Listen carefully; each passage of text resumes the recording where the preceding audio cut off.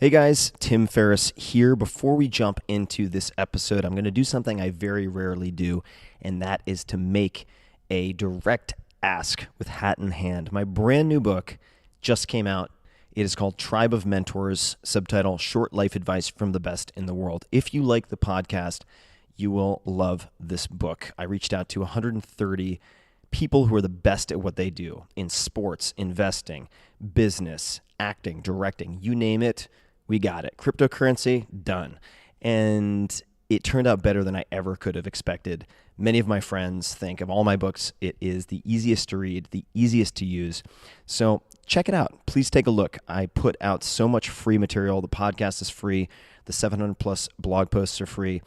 Every once in a while, I put out something like this, and it's not that expensive. So please take a look, tribeofmentors.com. And it does make a great holiday gift or gift for others. There's something for everybody in here. It is really a choose-your-own-adventure guide, a buffet of options for improving your life, both in business and in the personal sphere. So take a look. I appreciate you taking a look. tribeofmentors.com or anywhere that books are sold. Optimal minimal. At this altitude, I can run flat out for a half mile before my hands start shaking. Can I ask you a personal question? Now would seem an appropriate time. What if I did the opposite? I'm a cybernetic organism, living tissue over metal endoskeleton. Ferris Show. This episode is brought to you by Wealthfront. Wealthfront is the future of financial advice. They've become incredibly popular among my friends in Silicon Valley and across the country because they provide the same high-end financial advice that the best private wealth managers deliver to the ultra-wealthy, but for any account size and at a fraction of the cost. For instance, they monitor your portfolio every day across more than a dozen asset classes to look for opportunities to rebalance or harvest tax losses. Now, would you do the same? Are you doing the same? Probably not. And the power is in the software. Wealthfront now manages more than $4 billion in assets, which is up from around $2.5 billion when they started advertising on this podcast. They're growing incredibly quickly. Unlike old-fashioned private wealth managers, Wealthfront is powered by innovative technology, making it the most tax-efficient, low-cost, hassle-free way to invest.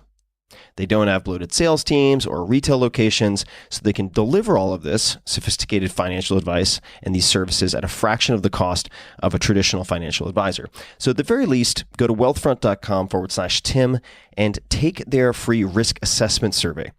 It only takes a couple of minutes, and Wealthfront will recommend a personalized portfolio of investments. In other words, they'll tell you exactly where they would put your money.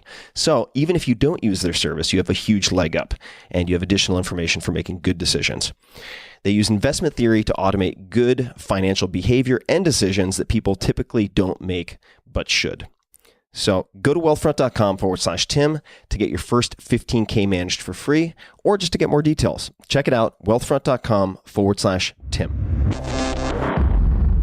This episode is brought to you by ID Commerce and Logistics. I've known these guys for quite a while. I'm asked all the time about how to scale businesses quickly. And rule number one is removing bottlenecks that slow you down and act as an emergency brake. For many companies, one of the first things that should go is inventory management and fulfillment. ID Commerce and Logistics focuses on helping online retailers and entrepreneurs outgrow the competition by handling all of the behind-the-scenes details that you don't want to. They manage your inventory, pick, pack, and ship, and handle every possible logistics need so that you can focus on what you're good at and the other aspects of growing your business. I partnered with them myself during the launch of the 4-Hour Chef so that I could focus on promoting the book, what I'm good at. And they ensured they handled what they're good at. That is keeping my readers happy with dozens of different products that needed to be shipped out during holiday crunch season before Christmas. ID Commerce and Logistics works with many types of businesses, including e-commerce, consumer packaged goods, subscription boxes, and dozens more. And they're integrated with top e-commerce platforms such as Shopify, my personal favorite, Magento, BigCommerce, and others, which makes the setup, the integration, partnership, all seamless. And as a listener of this podcast, you can get up to $10,000 of startup fees and costs waived. That is a huge discount. So check it out. You can go to idcomlog.com/Tim. That's idcomlog.com/Tim. Or you can go to tim.blog tim.blog/scale. That's tim.blog/scale. Hello, boys and girls. This is Tim Ferris, and welcome to another episode of The Tim Ferris Show, where it is my job to explore and deconstruct world-class performers, people who are the best at what they do, to tease out the belief systems, philosophies, habits, routines, etc., that you can use. This particular episode is different for a few reasons, and I'm very excited about it. Number one, we have our oldest guest to date, 83 years, which I want to do more of. I want to really chronicle and investigate some of these treasures that we have on this planet. And so I may also be going after Don Wildman soon. If you don't know who that is, you will shortly. But this time around, we have someone I've wanted to interview for decades, literally. His name is Dr. Philip Zimbardo, at Phil Zimbardo on Twitter. He is one of the most distinguished psychologists in the world and a professor emeritus at Stanford University. He is arguably best known for his 1971 Stanford prison experiment, in which students were turned into mock prisoners and guards for a continuous 24-hour-a-day study. This particular experiment was planned for 2 weeks, but terminated after just 6 days. And we will dig into why that was the case. And he gives a fantastic overview of this study. In this podcast, we also explore how we as humans can do less evil, how you can be a deviant for a day. And I highly, highly, highly encourage you all to try this. And it's detailed in the conversation. What mindful disobedience is, and much more. It was a real blast to finally get him on the phone after having read so much of his work. Apart from all of that, Dr. Zimbardo has served as president of the American Psychological Association and designed and narrated the award-winning 26-part PBS series Discovering Psychology. He's published more than 50 books, including Shyness, The Lucifer Effect, The Time Cure, The Time Paradox, and most recently, Man Interrupted. The Time Paradox is another one that I recommend to everyone. If you're a fan of the Tony Robbins Dickens process exercise as outlined in Tools of Titans, you will love that book. Dr. Zimbardo currently lectures worldwide and is actively working to promote his nonprofit. And trust me, this guy at 83 is more active than almost every person I know. So I believe you will hear phone calls going on in the background. He's traveling all over the world, so don't let it distract you. Anyway, back to his current passion and focus, the Heroic Imagination Project, heroicimagination.org. His current research looks at the psychology of heroism. The question he poses is, what pushes some people to become perpetrators of evil while others act heroically on behalf of those in need? And that is precisely, among many, many other things, what we explore in this conversation. So without further ado, please enjoy a wide-ranging conversation with Dr. Philip Zimbardo. Dr. Zimbardo, welcome to the show. Good to be here. Thank you for inviting me. I have wanted to connect with you and speak with you, and I don't say this to many people, for many, many decades. In fact, I was at least for a period of time, a psychology major, technically in neuroscience at Princeton, and was actually a subject in some of the experiments of Danny Kahneman's. And really? I was indeed. I tapped a space bar for a very long time in a very dark room. And boring. It was very boring, but hopefully contributed to greater scientific progress in some fashion. I thought we could start with people who are not familiar with your work. When people think of Dr. Philip Zimbardo, what do they tend to associate you most with in the world of psychology or science? Well, my legacy, for better or for worse, is ye old Stanford prison experiment, which I did back in 1971. I was recently in Budapest, and I'm driving in a taxi, and the taxi driver says, "You sound like an American." I said, "Yes." He said, "What do you do?" I said, "I'm a psychologist." He said, "Did you ever hear that study where they put college students in a prison?" And this is in Budapest, Hungary. So it's what I'm most well known for, because it was and is the most dramatic study ever done in psychology, in part because it went 24/7. Most research is just 1 hour. Typically, it fits into a student's curriculum schedule, but this research went on day and night for a week, and it was supposed to go for 2 weeks. And so, what was special about it is you could actually then see in the videos we took the character transformation of hour by hour, day by day, of good kids beginning to do really bad things. And these were the 9 guards and 9 prisoners to begin with? Yeah. So if you want me to give a thumbnail overview? Sure. Let's get for those people not familiar, I think it'd be a great place to start. Okay. So the year is 1971. It's the 70s. Exciting things are happening in psychology. A little bit earlier at Yale, Stanley Milgram, who was my high school classmate at James Monroe High School in the Bronx in 1950, he had done the classic research on blind obedience to authority, in which he got mostly men, ages 20 to 50, not college students, to play the role of teacher who is going to help students improve their memory by punishing errors. And the way they would punish the error is by giving them escalating levels of electric shock to their fingers. And what happened is the Confederate, who was pretending to be the student of the teacher, began after a while to yell and scream and say, I have a heart condition, I don't want to go on. And the question is, would anybody continue? The experimenter kept saying to the real participant, you must go on, you have a contract, you must continue, teacher.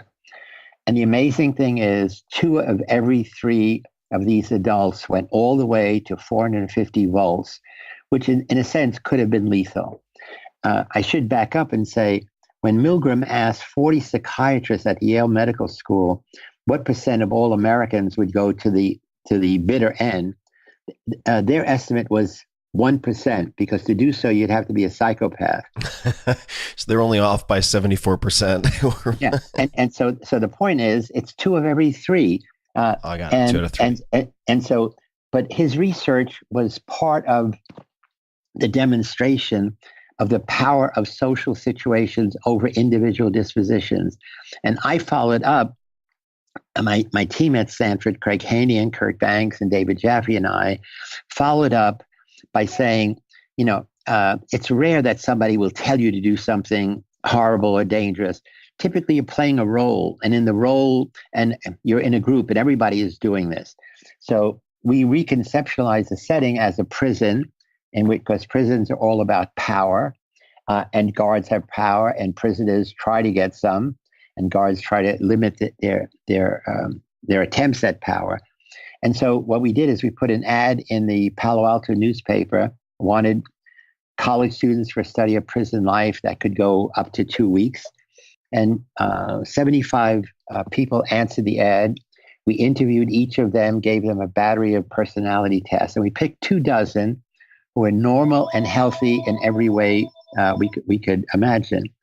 And then what happened was we randomly assigned half to be guards, half to be prisoners. And in that setting, they became prisoners or guards. Now, of course, we made it realistic. They had different kind of uniforms. Prisoners had symbols of power, billy clubs, handcuffs, military-style uniforms. And the prisoners were in uniforms that simply had a number on it. We took away the name. They became dehumanized. And the amazing thing was, in 36 hours, a normal, healthy college student, and these were not students from Stanford, they were from all over the United States, who were in the Bay Area finishing up summer school. One of the prisoners, 8612, I still remember vividly, had an emotional breakdown, screaming, crying, out of control. And each day thereafter, another prisoner had a similar reaction. So we ended the study after 5 days because it was out of control. And we could not imagine that a social situation could have such a profound impact. But what happened was the guards really became creatively sadistic. There were 3 guards working 8-hour shifts, and there were 3 shifts, and there were 9 prisoners at any one time, 3 in a cell. And then the remaining, there were backup guards and backup prisoners. And so the study ended on this very down note of good kids doing really bad things to each other, creatively evil in the role of guard. And this has some very wide-reaching implications, it would seem, and you've written extensively about this, and it has relevance to many things that are happening in our modern day today, including the Abu Ghraib prison scandal, I suppose you could call it. And it was blamed on rogue soldiers, but you were one to point out that it was a bigger issue than that. It wasn't, you couldn't necessarily isolate a few bad actors. It was more of a systemic issue. Yeah, you hit it right on the head. Is that, for your listeners, we'll just go back in time. In 2004, someone released pictures of American prison guards in Abu Ghraib prison in Iraq, humiliating, torturing, degrading, sexually abusing prisoners who they should have been protecting. So these were images that came from the cameras of the guards themselves. And it was a global disgrace to America at a time when the war in Iraq was still a big problem, big issue. And what happened was, again, obviously the military disowned it to say there were a few bad apples. And curiously, I was in Washington, D.C. when that broke. I had been the president of the American Psychological Association and was there on a follow-up visit.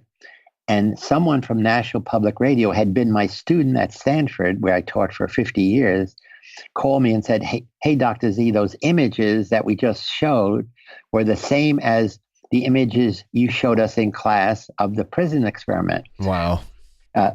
Putting bags over a prisoner's head, stripping them naked, etc. And so, would you like to come on to be interviewed? And I was, and I simply said, look, my hypothesis is that most American soldiers are good apples. And what we have to realize is someone put them in a bad barrel. And we have to know who are the bad barrel makers, because that's who should be on trial, not the soldiers at the end of the line. And that became an interesting metaphor. Bad apples, that's what's wrong with the individual, versus bad barrels, which is the situational analysis. And then, of course, the system is the bad barrel makers, the people who make those situations and sustain them. And then I actually defended Chip Frederick, who is the staff sergeant who should have been in charge of the night shift, but he too got sucked into the frivolity. They simply say we're having fun and games, and they did not have any idea that the images that they took with their cameras would be released to the world. And now a few follow-up questions related to that. And I suppose the big question in my mind is, if you are someone who views themselves as a good person, or at worst a neutral person who doesn't want to do evil, how do you avoid the circumstances or the slippery slope of evil? Are there things that you can keep in mind, or reminders that you can set for yourself, things you can avoid to help to mitigate that risk? Abby, that's a great way to frame it, is that evil is seductive. In fact, Christians around the world say to their God, lead us not into temptation, deliver us from evil. And the point is, evil comes in many sizes, many shapes. There is the evil of action, doing bad things, but there's also the evil of inaction, right? Not doing the right thing when you could. So this is what comes up in the bystander effect, made famous, I guess, 60 years ago in New York City, when a young woman was being assaulted, Kitty Genovese, and screamed, and people heard, and no one came to her aid. So the bystander metaphor is that people around the world do not come to the aid of someone in an emergency who needs their help, so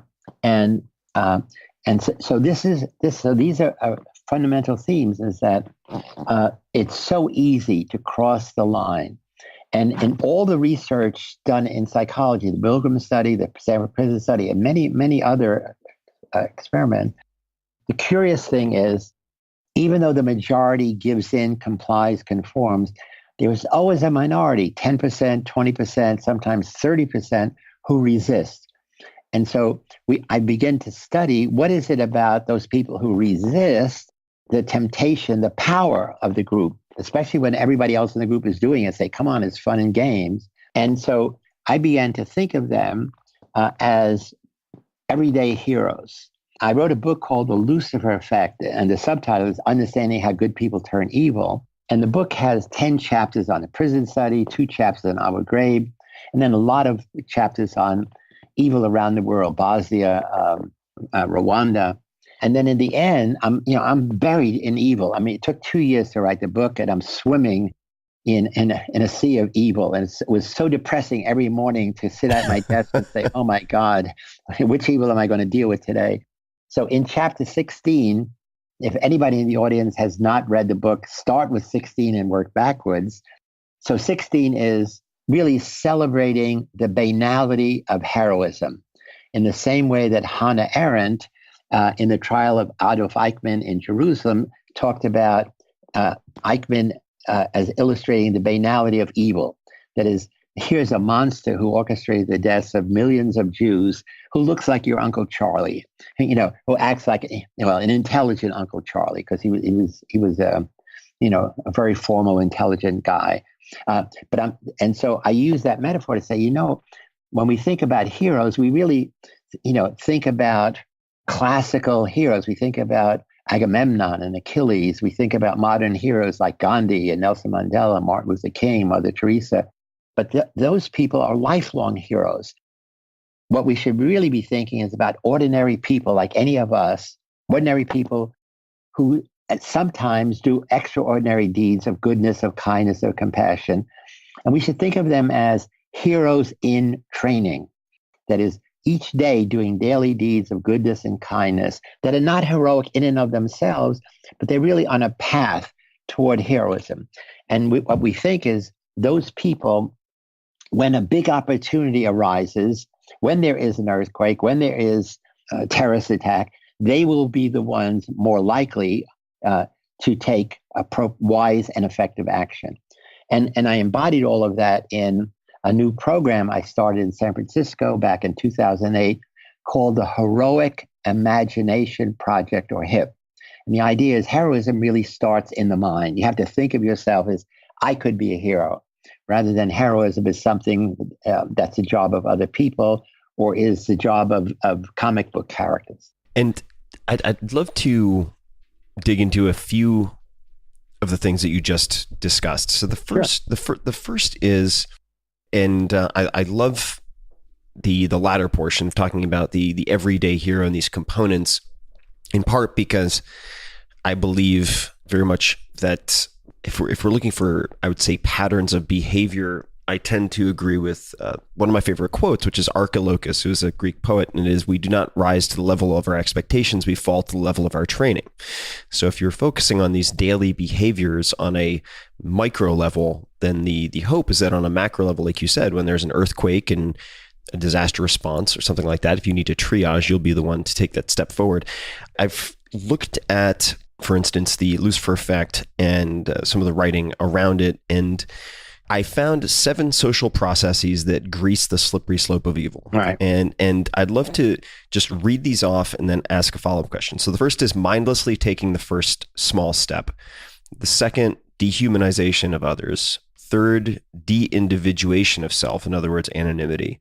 Then diffusion of personal responsibility, blind obedience to authority, uncritical conformity to group norms, and then last, which you mentioned, the kind of error of the evil of omission and not commission, that is passive tolerance of evil through inaction or indifference.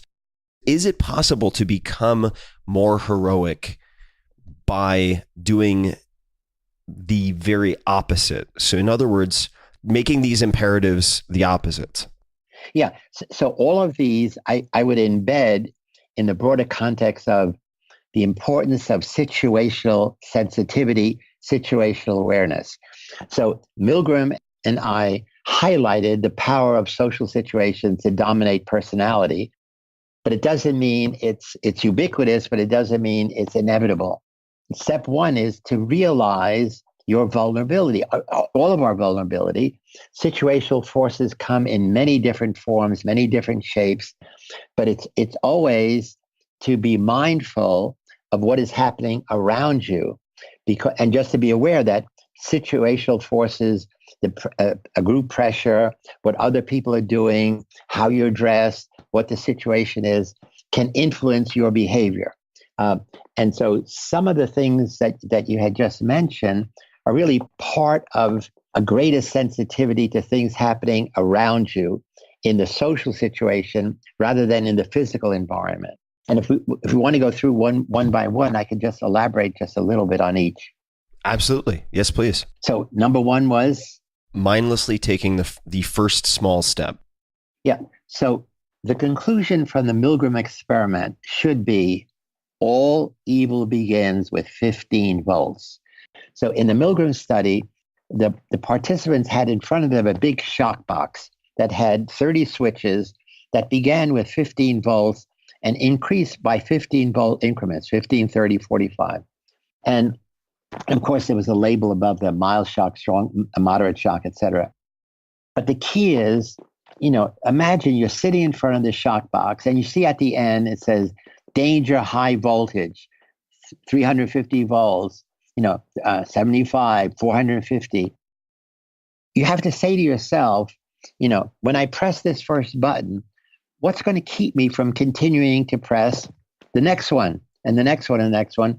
And then would I ever want to go to 40, 50 volts? So obviously I wouldn't. So, but the point is, once you press 15 volts, you are on that slippery slope of evil because it becomes easier and easier. And when you press 15 volts, you know what? Nothing happens. The guy doesn't even notice it. But 15 volts then is really like the first time you cheat a little bit on a test in school, the first time somebody tells you a sexist or racist joke and you either smile or giggle or laugh a little bit, right? Rather than say, I think that's inappropriate. So again, it's to be aware that even though there's nothing truly negative in that first 15 volts, it is literally on the path of what we consider a slippery slope of evil. It's going to be 35. It's going to be 75. It's going to be 100.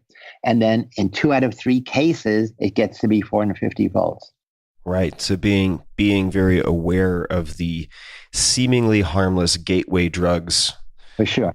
Down the slippery slope. Right.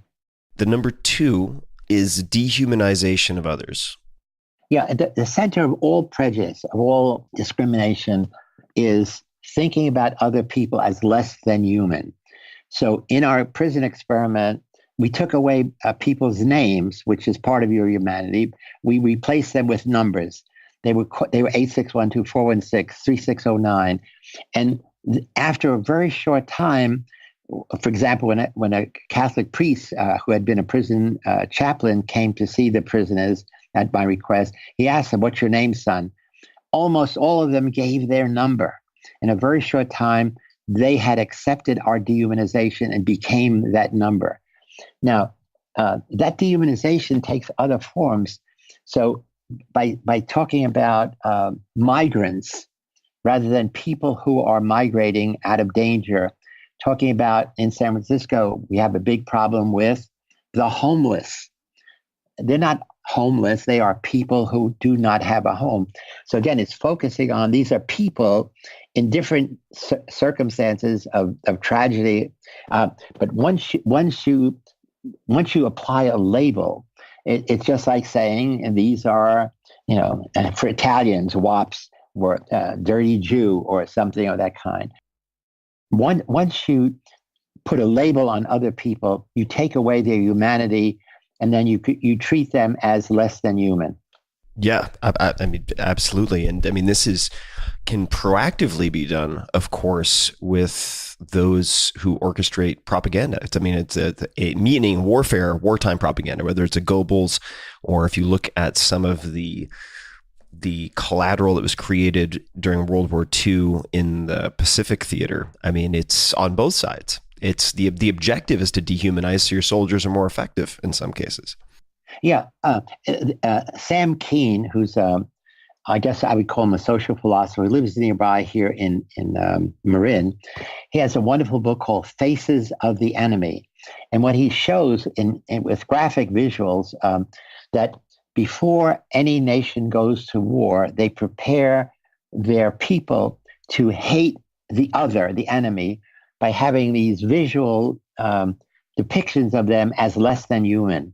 And then in the end, it's mothers are willing to send their sons to war, to potentially die, to protect them from the in quote, the enemy.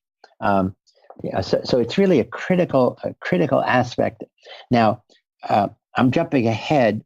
One of the ways that I work to prevent that is I am distressed, especially now in San Francisco with we have cold and rain. We have 7,000 homeless people on the street, many old ladies, sometimes families. So each day I decide, am I going to give a 50 cents, $1?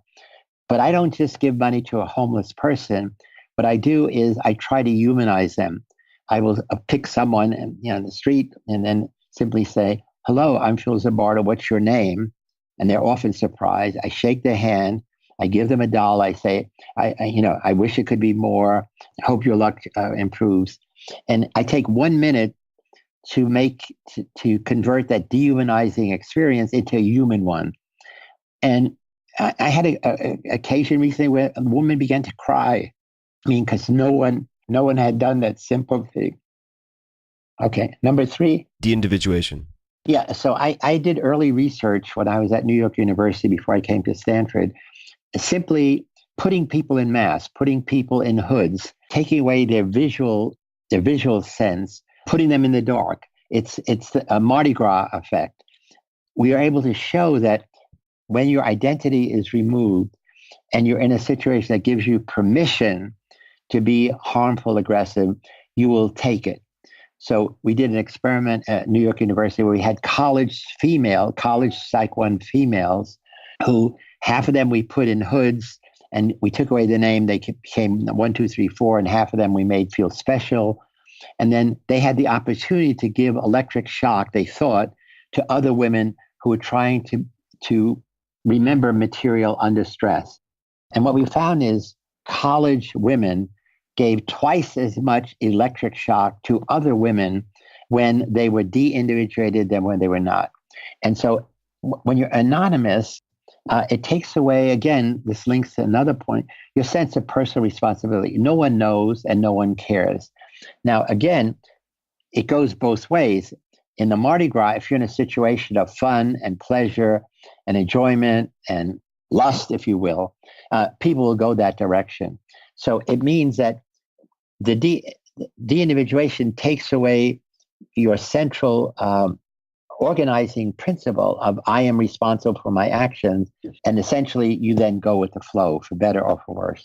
Right. It removes the social inhibitions regardless of the particular type or species of impulse, whether it's towards lust or aggression or otherwise. The next you already alluded to, in a sense, is diffusion of personal responsibility. Yeah, so this ties into what we're talking about, bystander effect, is that ordinarily we each feel responsible for our actions. We feel responsible for people around us, certainly our friends and family, neighbors. And again, my Hero Project tries to extend that to say, the world is my neighbors. The world it could be my friends.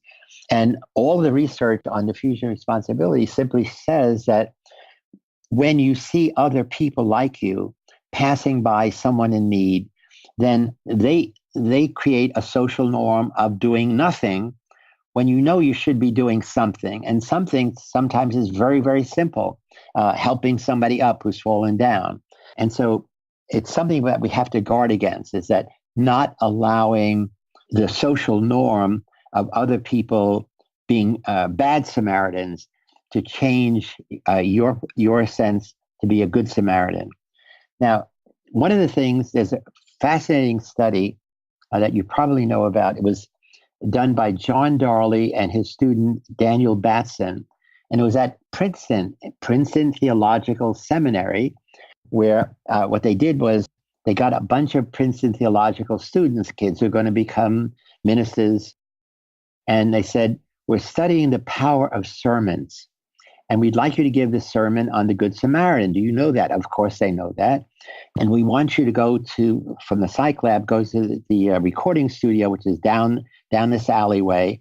And when you get there, they'll be waiting for you. And we just have to record your best sermon about the Good Samaritan. So here are good guys, Princeton theological student, maybe good girls too, who are thinking about being a Good Samaritan. And on the way, they encounter a woman in a hallway, an alleyway, moaning, clearly in need. Now, do they help? It turns out they help if they are told, you have enough time. If they told you are late, please hurry, then 80% pass her by. 80% of the people, Princeton theologians, on the way to give the Good Samaritan, turn out to be bad Samaritans if they're in a hurry. So for me, that's such an important message these days, where everybody is in a hurry. We all feel time pressed. Even worse, we don't even notice somebody's moaning in a corner because we're looking at our iPads, our iPhones, or iPad, and holding a Starbucks in the other hand.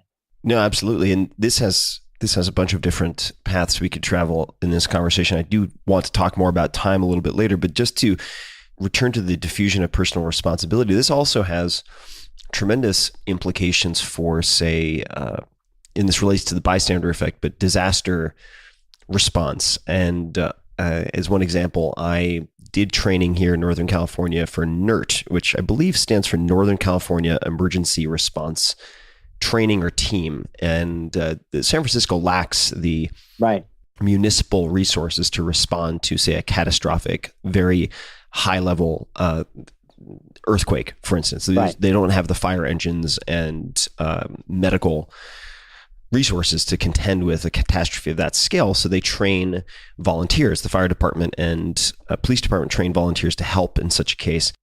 And one of the things that they teach is in a group emergency triage situation, if you decide to take control of that situation and try to lead, that you always identify individuals in the group and assign them specific tasks. And you get their attention, do this, you do that, because if it's a generic command to the group, nothing's going to happen. Yeah, I see. Now, for your listeners, if we turn it around, if you are ever the victim, if you are ever hurt, and there are people around you, the way you get help is you simply say, you point to someone, you with the green dress, you with the brown blazer, you redhead. So you single them out and you break down that anonymity of the group, and you're much more likely to get help. So what they're telling you in terms of being an emergency responder, I'm saying if you are the victim, the same principle holds. Absolutely. The next is blind obedience to authority. Well, you see, again, we are all trained as children to obey our parents, our teachers, our religious leaders, in some cases, our politicians. But nobody teaches us the distinction between authorities that deserve our respect and authorities that do not. Not all parents, not all ministers. We certainly know from the horrific consequences of sexual abuse by thousands of Catholic priests over dozens of years that a lot of such people don't deserve a respect. But nowhere do we get training in differentiating, appropriate from inappropriate authorities that deserve respect versus authorities that deserve defiance. And so again, I think in most societies, we err in the direction of, just obey authority. And the Milgram study shows how easy it is for that to get overextended. So the authority in the Milgram study was a guy in a white lab coat. He was actually a high school biology teacher. He knew nothing about psychology. He was just recruited by Milgram. And here he had a Milgram study. They tested 1,000 people So here he had hundreds and hundreds of adults in New Haven, Connecticut, blindly following his orders to shock more and more. And he was not an expert. He just had the trappings, the white lab coat of science. So again, it's be wary of authorities wearing false lab coats. Is there any particular recommendation that you would have for someone who wants to train themselves to more consciously question or assess authority? Is there any type of mental practice that you have for yourself or question that you ask yourself on a regular basis to help with that? I think this is a very divisive problem that we have in the United States, and certainly not limited to the United States right now in many respects. But if somebody wanted to train themselves to be better at avoiding blind obedience to authority, is there any particular recommendation you would have? Yeah, but I think it's, again, questioning. I mean, legitimately questioning to say, why should I do that? What are the positive consequences if I do it? What are the negative consequences if I don't? Rather than assuming if somebody says do that because they're an authority, that without directly questioning their authority or power, I think the burden has to be on them to be willing to explain to you why you should do what they say. And they have to give you a good enough reason. And it can't be because I said so. I mean, again, many parents say, you have to do it because I said so. Well, at some point you have to say, that's not a reason. That's an opinion. That's an authority. And then ultimately you have to be willing to challenge it. And when you challenge authority, there will be some penalties. If you're a kid, you get slapped in the face by your parents. But I think you have to practice mindful disobedience. Mindful disobedience. I like that. The next is uncritical conformity to group norms. Yeah. For all of us, especially as teenagers, when we're forming our identities, when nothing in the world is more important than to be popular, to have kids like us, that we are willing to become them, that we dress like them, the music we like is their music, our hair, whether we have tattoos, whether we have piercings, all depends on, who our peer group, who our in-group is. And the problem is they begin to have enormous power over us. So if your peer group begins to smoke, then chances are you're going to be smoking. And if you start smoking, you're going to die young. If they are taking drugs, you not only take drugs, you take their kind of drug. If they are discriminating against, if it's guys discriminating against girls, you do the same. If they're discriminating against, outsiders, people different than you. So groups have enormous power to shape our behavior, our way of thinking, our attitudes. As an individual, you have to separate out what parts of that group am I willing to go along with because I want to be accepted. I don't want to be rejected. And what parts are unacceptable? That is, I should be willing to be rejected rather than to do some of the things that they would like me to do. One way to be aware of the influence people have on you is to be a deviant for a day. And the simplest thing to do is you put with a magic marker that is erasable, a square on your forehead. Okay. and that once you put it on, you look in the mirror, you see where it is, and then you don't see it anymore. And people are going to say, what is that? It's nothing. It's a square. I'm just trying something out. You begin to see very quickly how people put pressure on you to take it off. You're not different. You're not different anyway. There's a little mark on your forehead. And so what we find is very difficult to resist the temptation to just wipe it off because then you're doing what they want you to do. And the idea is if you can resist one day, 8 hours, then suddenly you realize you have this inner power to be your own person. And especially with parents, I mean, mothers get crazed. Your best friend even say, come on, take it off. You're embarrassing them, by extension. So I invite your listeners to try the game of being a deviant for a day. Simply put a square with a erasable magic mark on your forehead, a small square, and keep it on for a day. and just notice first the pressure people put on you to be what they want you to be. Take it off. And you'll feel the temptation to do what they want you to do. But the learning message is that be sensitive to the pressure people put on you to be what they want you to be in other ways, to like their kind of music, to dress the way they do, to share in their political views, etc.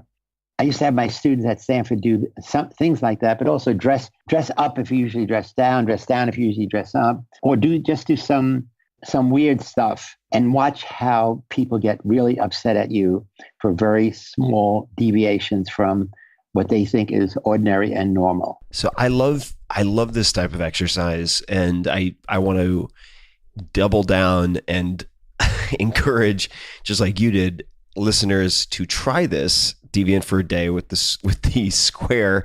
The erasable is important, folks. Don't do this with a Sharpie on your forehead, and take a photo, put it on social, tell us what happened, because I appreciate that. Yeah, absolutely. Sure. Because these types of I've called them comfort challenges in the past. I think are so critical. I've had, for instance, some of my readers before go to a Starbucks and just lay down on the floor for 5 seconds and then get back up. And people behave.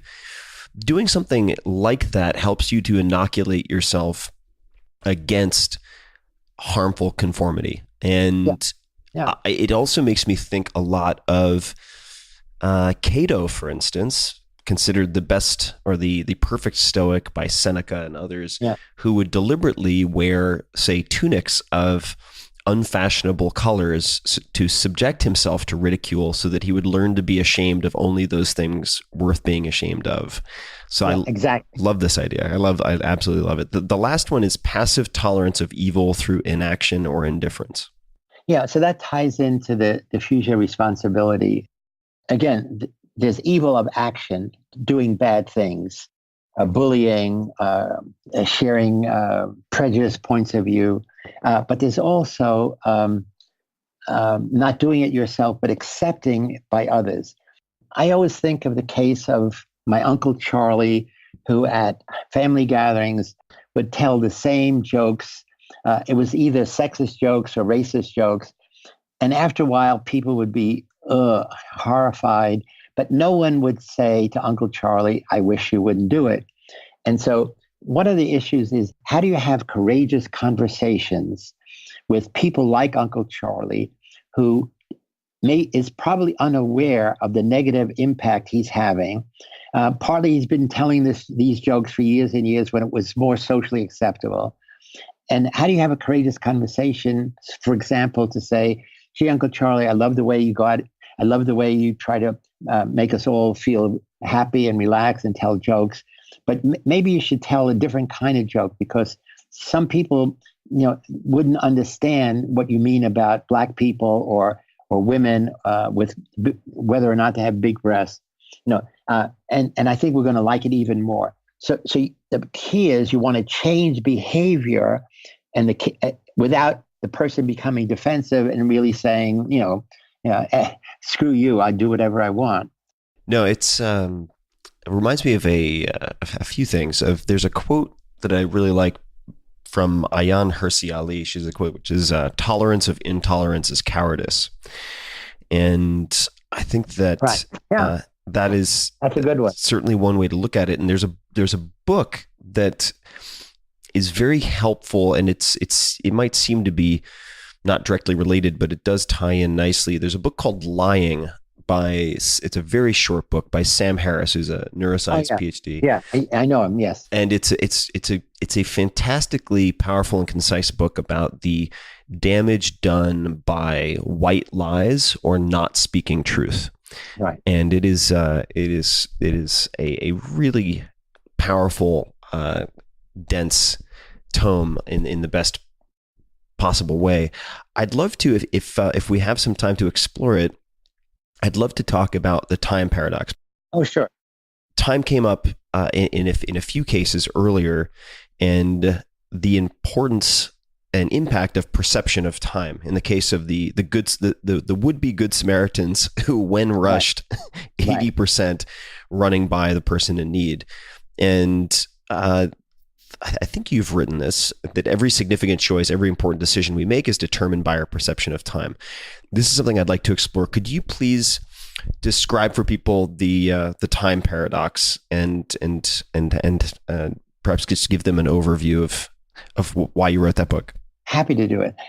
The reason I called my book The Time Paradox, which I wrote with John Boyd, who now was a Stanford graduate student, now works for Facebook, is it's a paradox because we're arguing that the most important influence on all your decisions, whether big ones or small ones, and decisions that leads you to your actions, is something inside of you that you're unaware of. And what it is, it's your sense of time perspective. And time perspective is the way you categorize and partition your sense of time into categories. The big ones are past, present, and future. And what we've discovered is it's much more complex and subtle, so that all of us live in multiple time zones. So for some of us, if I ask you, tell me about your past, tell me your recollections of your childhood, tell me your recollections of what happened last year. For some people, their answers are always focused around all the good things, good times, good awards, successes, birthday parties. For others, it's all the negatives, failures, regrets, things you could have done, or should have done, abuse of various ways. And we now can categorize those as people who live in the past positive or past negative. And then when I ask you about your present, for some people we call present hedonists, will outline all the fun things they do, all the pleasures they get out of life, seeking knowledge, seeking sensation, seeking novelty. Other people are present fatalists. They say, it doesn't pay to plan for the future. I don't control anything. My life is controlled by fate. And this is true if you're a Muslim. Allah controls your future. Now, there are two ways to be future.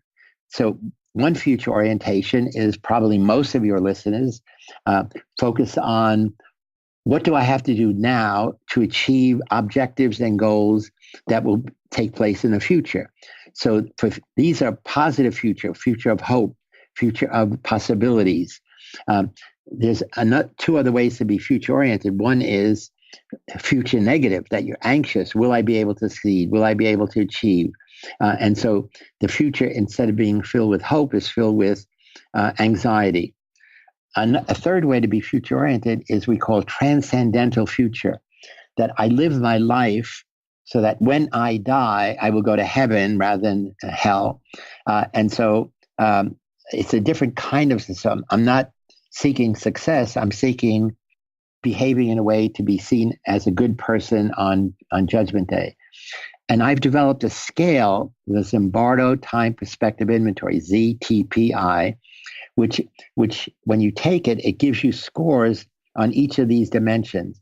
And if you go to my website, it's thetimeparadox.com. You can take the scale and you get immediate feedback on your scores. Now, what's critical is we've discovered with lots and lots of research is that the most important thing in life is to have what we call a balanced time perspective, BTP, which means being high on past positive, being moderately high on future so that you're not a workaholic, a positive future, and being moderate on present hedonism, which is selected when you do as a reward for doing achieving good deeds with your future orientation. So there's lots of research that show people who have a balanced time perspective are physically healthier, psychologically healthier, achieve more, that always, and this is research from around the world, these are the most successful people psychologically and even within the business world. So this research that I started back in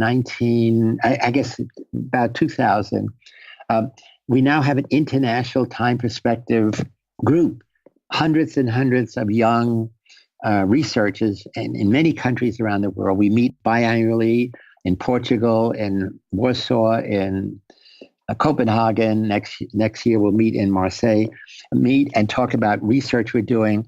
And it's not just research, it's application. So these ideas are in psychotherapy and family therapy and clearly in business.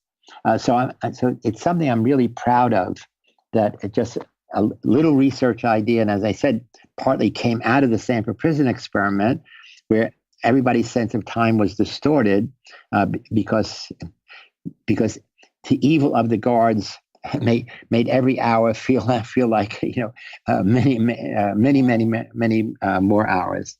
What are some of the changes that readers of the Time Paradox have made in their own lives, or that attendees, for instance, at the Time Perspective conference have made in their own lives as a result of this work?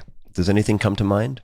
Oh, for sure. I mean, for the people who live in the past negative, in the extreme, this is post-traumatic stress disorder.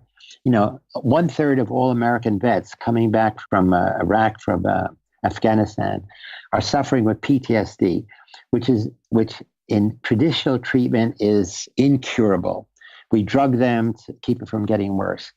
We've developed a time perspective therapy, and with my colleagues in Maui, Rick and Rosemary Sword, in which we are able in 8 sessions to, quote, cure, in our sample was like 32 vets with extreme case of PTSD. And part of it is teaching them about the psychology of time perspective and converting each of those negatives into a positive. Yes, of course, it's not undermining the negative. Yes, your best buddy died in your arms. Yes, you saw children being sexually abused. But now what we're going to do is we're going to put in positive slides in your slide tray, using an old metaphor.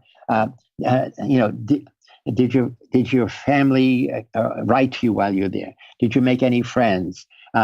Did you do any good deeds? So now, clearly, what's happened? People have this negative time perspective. They have just loaded up. They have just exaggerated, misfocused on a few negatives, as if that's all there was. Even people have had abuse, life that literally had some real abuse. You say, we're going to help you elaborate on all the good things in your life. Yes, so one teacher embarrassed you. Tell us about all the teachers who praise you. Tell us about all the teachers who made you feel special. So again, it's literally possible, if you understand the psychology of time perspective, change your own time perspective and your time perspective of others. So again, in the Time Paradox, and our other book is called The Time Cure, we give very specific suggestions. If you want to be more future-oriented, here's what you can do.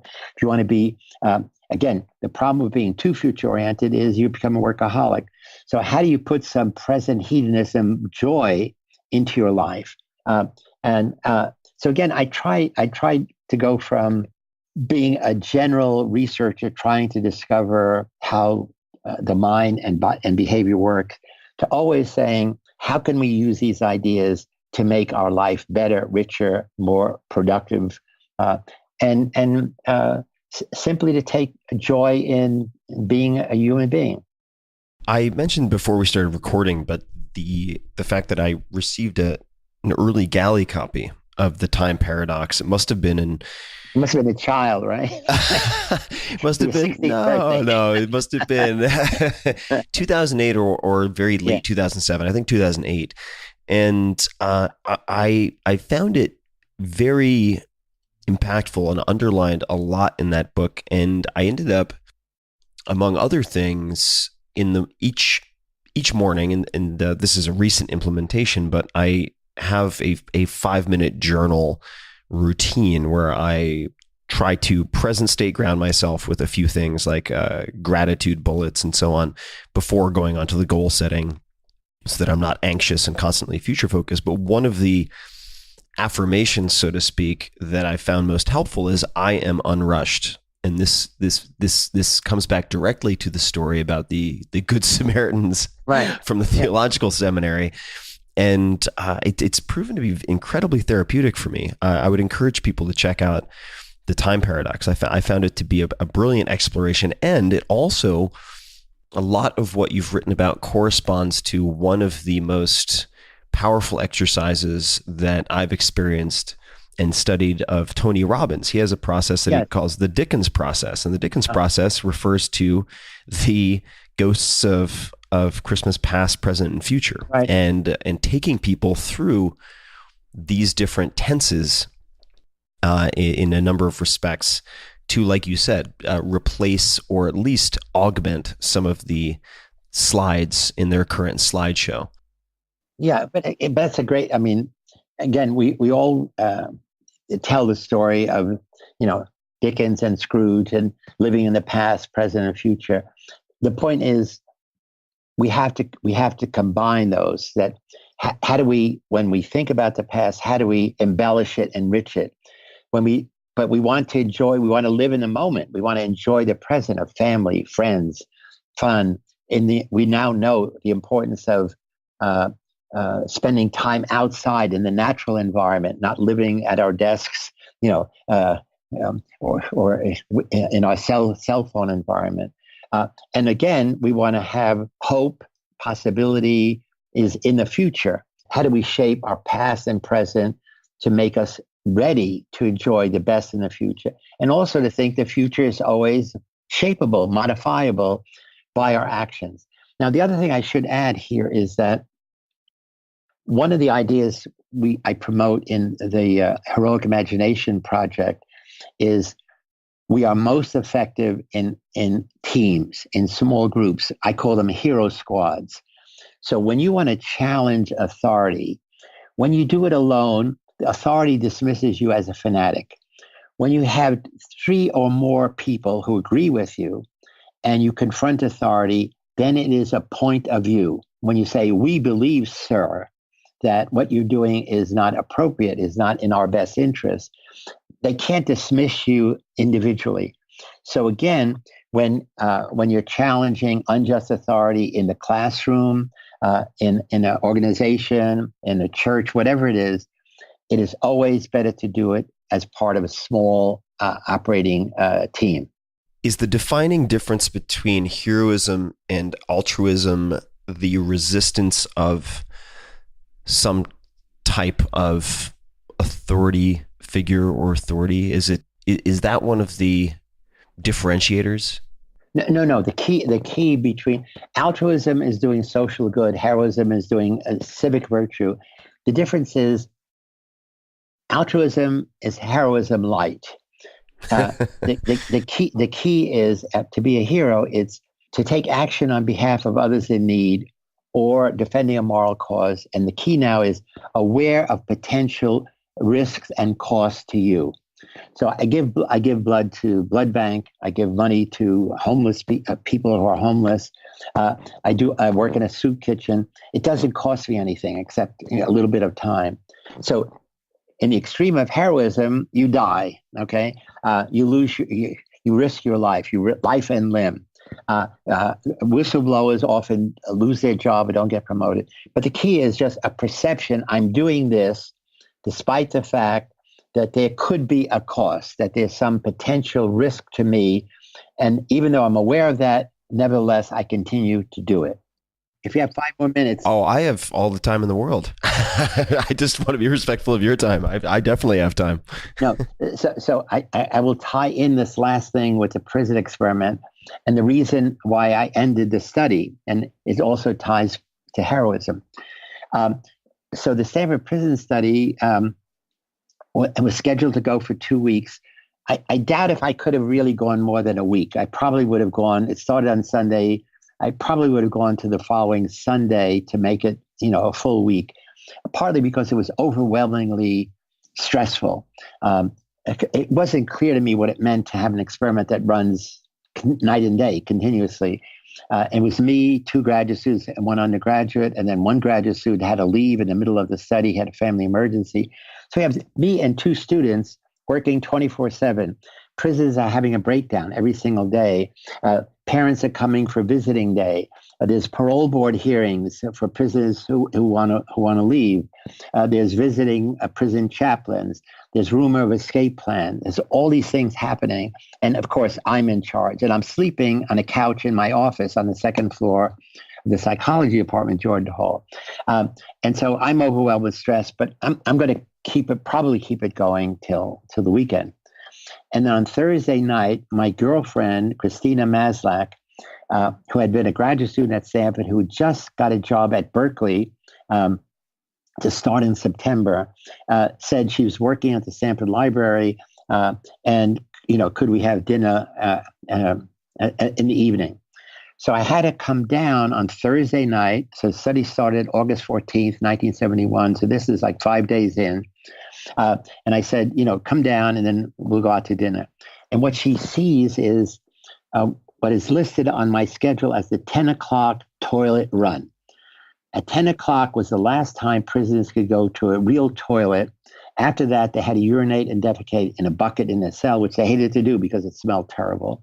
So the guards on the night shift, and the night shift was the worst one, just as in Abu Ghraib. The night shift was where all the disaster took place, partly because they thought nobody was looking. That the guards lined the prisoners up, put paper bags over their head, chained their legs together, started yelling and cursing and abusing them in every way. This is at Stanford. This is in the Stanford prison experiment. Right. And the same thing in Abu Ghraib, but in the Stanford prison experiment. So I look up, I'm looking through a one-way screen. And for me, it's a check mark on my daily schedule. 8 o'clock breakfast, 10 o'clock visiting day, 12 o'clock lunch, 2 o'clock parole board hearing. It's a 10 o'clock toilet run. And I look at my Christina, I say, hey, look at that. Isn't it interesting? She begins to tear up and runs out to the quad in front of Jordan Hall stand. And I run out, we have this big argument, and I'm saying, you don't understand the dynamics of human nature. Nobody's seen this before in action, et cetera. And she says, stop. These are not prisoners. These are not guards. They're boys, and they are suffering, and you are responsible. And then she says, you have been changed by the power of the situation more than anyone. And how could you not see the suffering that is obvious? And I'm still arguing. And then she says, stop. If this is the real you, I don't think I want to continue my romantic relationship with you. We had just moved in together. We were thinking of, living together and getting married. And so to tie back to the point I made, so this is heroism in action. She's saying, I'm willing to pay the cost of giving up a lifetime with you. And we were very much in love. If you don't come to your senses. Now, she never said you have to end the study. She just said, you have to realize, that your perception is being distorted by the role you're playing as prison superintendent. And at that moment, I said, oh my God, you're right. We had dinner at like midnight, and then I ended the study the next day. So this is the best example I know of heroism in action. An ordinary person, a former student confronting authority and just making it clear that, that she is willing to pay this price, in order to challenge this moral injustice that was happening. That is a great story, and I think it's a great place to wrap up for today. This installment. We're practically neighbors, so it'd be lovely to meet in person at some point. But I really appreciate you taking the time, Dr. Zimbardo. This has been a dream conversation of mine for a very long time. So I really appreciate you carving out the time in your schedule. You seem to be as occupied and engaged as ever with the world. I'm more so. Yeah. So I should mention that I no longer I teach at Stanford maybe once a year. I give a model lecture to introductory psych. I taught more students in more different courses than any professor in Stanford history. I had classes of over 1,000 students in introductory psych. But now I go around the world and I do training in our Heroic Imagination project in Hungary, in Poland, in Sicily, soon in Czech Republic, in Bali, in Australia. So I keep busy. You certainly do. And you taught for, I guess, 57 years. Is that right? Officially retired after teaching for certainly 50 plus years, but you're still teaching. That's the beauty of it. You've just chosen a different vehicle through which to teach. And first and foremost, thank you for jumping on the phone. And to everybody listening, you can find the show notes, links to all of these books, articles, studies, and so on, as usual, in the show notes, where you can find links to every other episode as well at 4hourworkweek.com/podcast, all spelled out. And until next time, thank you for listening. Hey guys, this is Tim again. Just a few more things before you take off. Number one, this is 5 Bullet Friday. Do you want to get a short email from me? Would you enjoy getting a short email from me every Friday that provides a little morsel of fun before the weekend? And 5 Bullet Friday is a very short email where I share the coolest things I've found or that I've been pondering over the week. That could include favorite new albums that I've discovered. It could include gizmos and gadgets and all sorts of weird shit that I've somehow dug up in the world of the esoteric as I do. It could include favorite articles that I've read and that I've shared with my close friends, for instance. And it's very short. It's just a little tiny bite of goodness before you head off for the weekend. So if you want to receive that, check it out. Just go to 4hourworkweek.com. That's 4hourworkweek.com, all spelled out, and just drop in your email and you will get the very next one. And if you sign up, I hope you enjoy it. This episode is brought to you by ID Commerce and Logistics. I've known these guys for quite a while. I'm asked all the time about how to scale businesses quickly. And rule number one is removing bottlenecks that slow you down and act as an emergency brake. For many companies, one of the first things that should go is inventory management and fulfillment. ID Commerce and Logistics focuses on helping online retailers and entrepreneurs outgrow the competition by handling all of the behind-the-scenes details that you don't want to. They manage your inventory, pick, pack, and ship, and handle every possible logistics need so that you can focus on what you're good at and the other aspects of growing your business. I partnered with them myself during the launch of the 4-Hour Chef so that I could focus on promoting the book, what I'm good at. And they ensured they handled what they're good at. That is keeping my readers happy with dozens of different products that needed to be shipped out during holiday crunch season before Christmas. ID Commerce and Logistics works with many types of businesses, including e-commerce, consumer packaged goods, subscription boxes, and dozens more. And they're integrated with top e-commerce platforms such as Shopify, my personal favorite, Magento, BigCommerce, and others, which makes the setup, the integration, partnership, all seamless. And as a listener of this podcast, you can get up to $10,000 of startup fees and costs waived. That is a huge discount. So check it out. You can go to idcomlog.com/Tim. That's idcomlog.com/Tim. Or you can go to tim.blog/scale. That's tim.blog/scale. This episode is brought to you by Wealthfront. Wealthfront is the future of financial advice. They've become incredibly popular among my friends in Silicon Valley and across the country because they provide the same high-end financial advice that the best private wealth managers deliver to the ultra-wealthy, but for any account size and at a fraction of the cost. For instance, they monitor your portfolio every day across more than a dozen asset classes to look for opportunities to rebalance or harvest tax losses. Now, would you do the same? Are you doing the same? Probably not. And the power is in the software. Wealthfront now manages more than $4 billion in assets, which is up from around $2.5 billion when they started advertising on this podcast. They're growing incredibly quickly. Unlike old-fashioned private wealth managers, Wealthfront is powered by innovative technology, making it the most tax-efficient, low-cost, hassle-free way to invest. They don't have bloated sales teams or retail locations, so they can deliver all of this sophisticated financial advice and these services at a fraction of the cost of a traditional financial advisor. So at the very least, go to wealthfront.com/Tim and take their free risk assessment survey. It only takes a couple of minutes, and Wealthfront will recommend a personalized portfolio of investments. In other words, they'll tell you exactly where they would put your money. So even if you don't use their service, you have a huge leg up, and you have additional information for making good decisions. They use investment theory to automate good financial behavior and decisions that people typically don't make, but should. So go to wealthfront.com/Tim, to get your first 15K managed for free, or just to get more details. Check it out, wealthfront.com/Tim.